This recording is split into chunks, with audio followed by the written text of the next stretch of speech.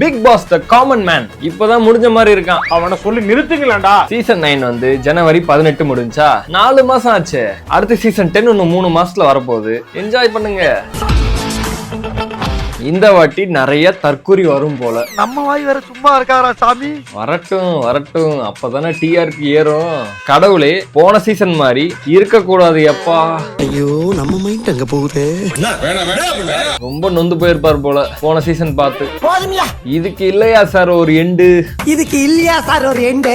நீயா நானா கோபிநாத் அண்ணா BP host பண்ணா இன்னும் நல்லா இருக்கும், செமையா இருக்கும். என்ன டிபேட்டா மாறிடும் எல்லாமே. காமன் மேன்னு சொல்லிட்டு இன்ஸ்டாகிராம்ல ரீச் ஆனவங்களை எடுத்து போடுவாங்க. தெரியாதா எனக்கு? நம்ம எது பண்ணாலும் இந்த உலகம் நம்மள உடனே உத்து பார்க்கணும். இப்படிலாம் பண்ணாதாங்க ஆடியன்ஸை கவர் பண்ண முடியும்.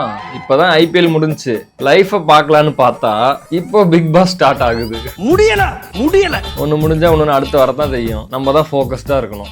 புடுங்கு. ஸ்குவிட் கேம் மாதிரி இருக்கான்.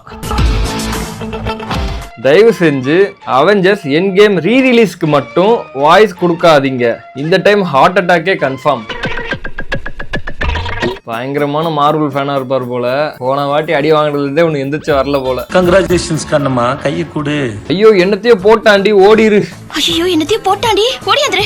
ஏன்னா ஸ்மூத்தா போயிட்டு இருக்கு லைஃப்ல. சடனா இந்த காமன் மேன் அப்படின்ற மாதிரி ஒரு ப்ரோமோ ரிலீஸ் பண்றாங்க. அதெல்லாம் பார்க்கும்போது பதறதா இல்லையா?